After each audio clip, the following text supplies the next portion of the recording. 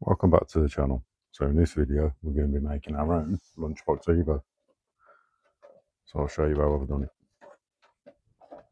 So you've already seen that Tamiya got the Lunchbox Evo coming out, and as I've already got a Lunchbox project that I need to build, I thought I'll have a look, see what the differences are, maybe I can do my own. So the first thing we need to do is take a look at what's different and what's the same. Now the actual chassis, tub, whatever you want to call it, is the same, so we can put that to one side. So starting from the back, we're going to take a look at the rear axle. Now for the most part, the rear axle is the same, apart from the shock brackets. Now there's an extra hole on there, and also there would have been an extra hole on the gearbox, well, an extra boss to attach this onto there, so you've got a sturdy mounting on there. Now I'm just using the standard gearbox because you can't get the new one yet unless you've got a proper Evo kit. So we're going to make it work with what we got. So there we are. There's the shock mounts fitted. Now that's where the shock would normally bolt up. And this is the extra mounting point we've got there. So let's take a look at what that's for.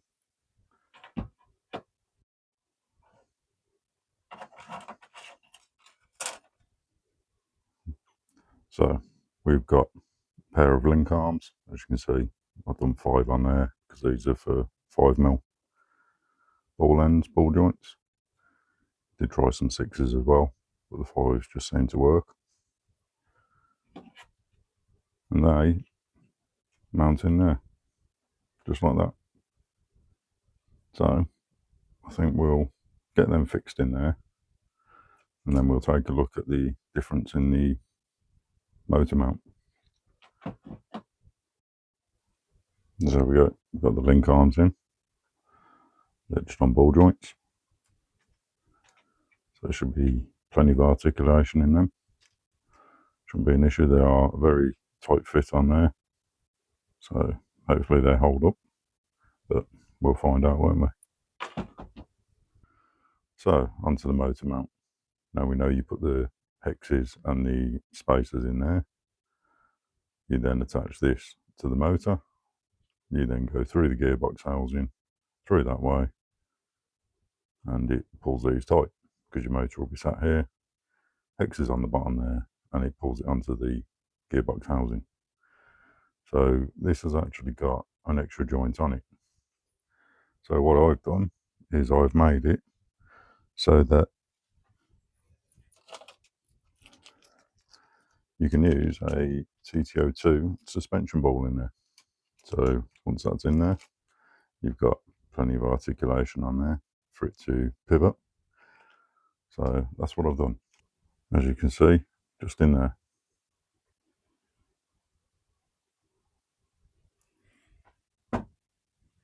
So through the pivot on the gearbox housing, we've got this. So this mounts up to the chassis brackets, which we'll get onto in a minute. And then you've got this part here.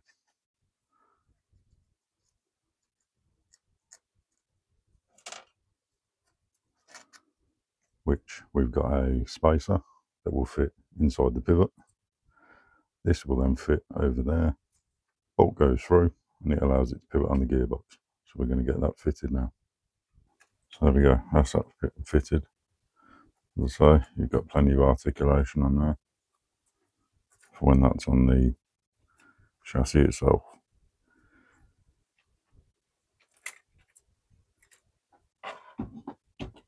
Next up is how we're going to mount everything to the chassis itself. So here's the original brackets. We will remember the springs for the suspension. And here are the revised ones. So we've got an anti-roll bar that goes through there. We've got the main pivot that goes on there, and the link bars go through there. So we're going to get these onto the chassis. You've got 2 holes that secure that, and these holes are to secure the lower deck. So we'll get these on. And we've got just a universal anti-roll bar that I found. So it turns out that the width on there is perfect to go between the two mounts. So we get them fitted to the chassis now, and then get on to the rest of it. So there we go. Brackets are fitted. As I say, they fit in standard mounting positions, and the anti-roll bar goes through. So now we're going to get the rest of the axle fitted. I am actually just going to keep the friction shocks on there for now, because I'm going to test it. If something breaks, I need to make changes.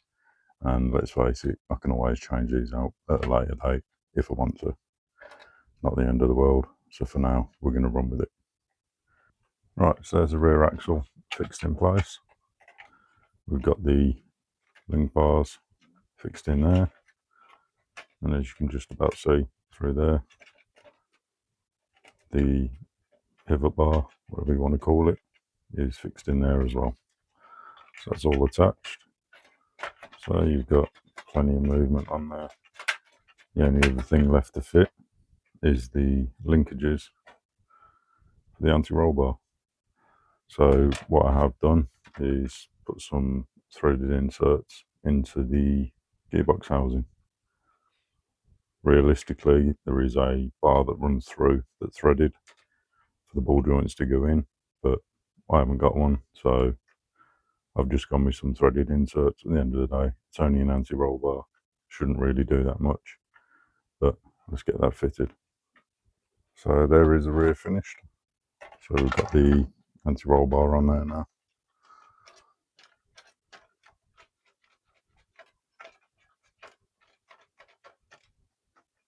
Interesting to see how it all works. Now bear in mind, I can make changes, so I can make different lengths on the arms to see if that'll affect how the suspension works. But for now, that's the rear complete. So now we'll move on to the front. So as you all know, originally the arms were one piece and your wheel hub sat there and rotated around there, with the shock mounted up on the top here. So we now use a hub which would take the place of this, which means the arm needs to fix onto here, and then we need a top arm as well.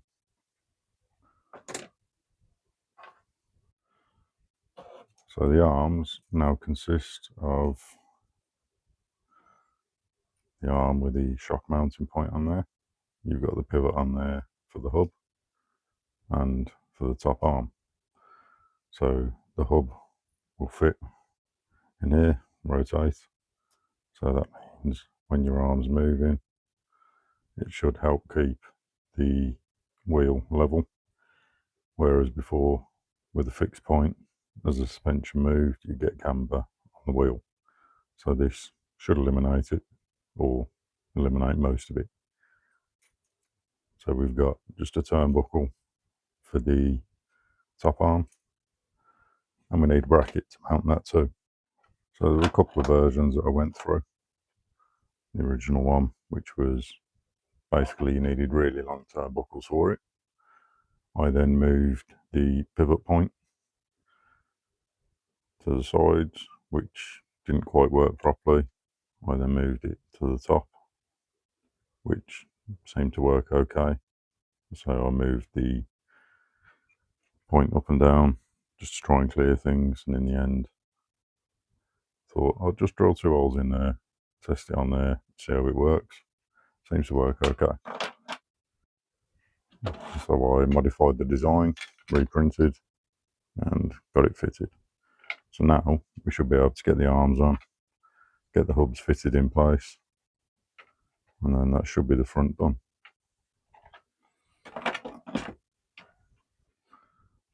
And there we have front suspension fitted. So I could change these out for CVAs. I may do it at some point once I know what length I need.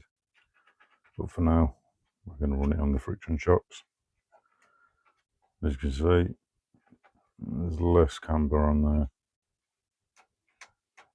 than there would have been. So let's get the rest of the electrics in, get the wheels on, get some bearings for the front wheels. Rear gearbox has already been cleaned out, stripped down, built with bearings, so that's ready to go. So let's get the electrics in it, get the wheels on it, get the body on it, and give it a go. One thing I nearly forgot, we can't have a lunchbox without a wheelie bar, so we get that fitted as well. So there we have, the electrics are all in. We've got the receiver, generic brush speed controller, because we're not going to run brushless on it, and servos in. Also made a little switch mount up, because the switch mount on, well, switch on this is different to any of the others, so I've quickly knocked one of them up, got that sorted. So let's get the body on, get it out for a test.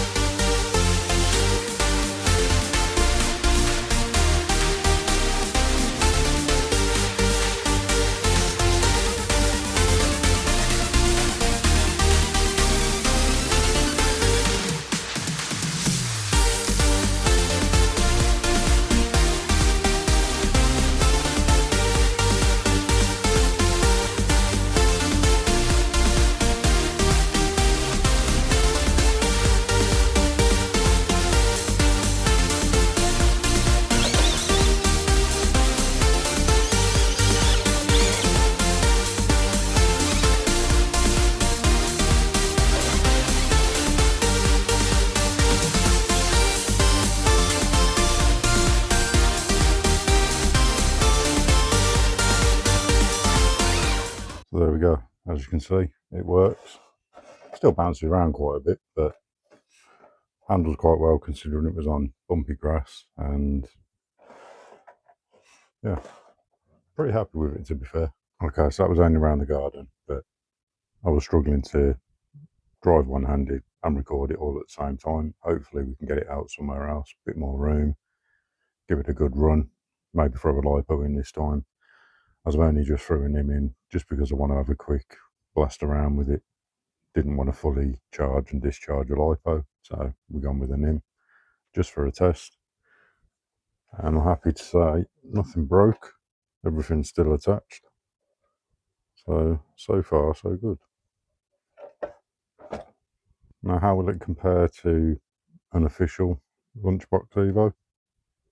No idea, but maybe we can take it out for a run with Craig from the OAG RC, as I know he's very interested in these. I think he's already put order in for one. If not, I'm sure he will do. So maybe we can take them both out for a run, have a comparison, see how my bodged edition compares to the official. So there we have the Lunchbox Evo bodged edition. Is it better than the official one? Probably not. Will it explode? Maybe. Is it still fun to drive? Of course. It's a Lunchbox. So what's next with it? I think I will actually put some CVAs on. Just need to work out what length I need. So we'll get some front and rear on that. I've already got the brackets up the top, so we can fit them on there. So that's not really going to be an issue. We did the test run on an NIM, but we will be running it on a lipo. Maybe I'll eventually put a brushless in it. We'll see. We'll see how it goes with the lipo first. See how it holds up. If nothing breaks, we'll test it until it does. As for the body was near enough destroyed. There's a chunk missing on the roof. Both A-pillars are broke. Front bumper was broke. So we've made a custom one, similar to this. This was one of the first test pieces that I did. Try and get the dimensions. Needed to make a few changes, and that one's now on there. There will be a few other random bits and pieces on there, but I am not going to be tidying the body up, so I'm not going to be cleaning it all up, respraying it, repairing any of the damage. It's going to stay as it is. We're just going to maybe make it look a little worse, but that's the build we're going to go for on it, so that's what we're going to do. So if you want to see what it takes to break this, do me a favour, subscribe. Doesn't cost anything. All you got to do, give it a click. Don't forget the bell as well, so you get notified when the next lot of videos are up. Why not drop a like and a comment as well? So on that note, thanks for watching, and I'll see you in the next one.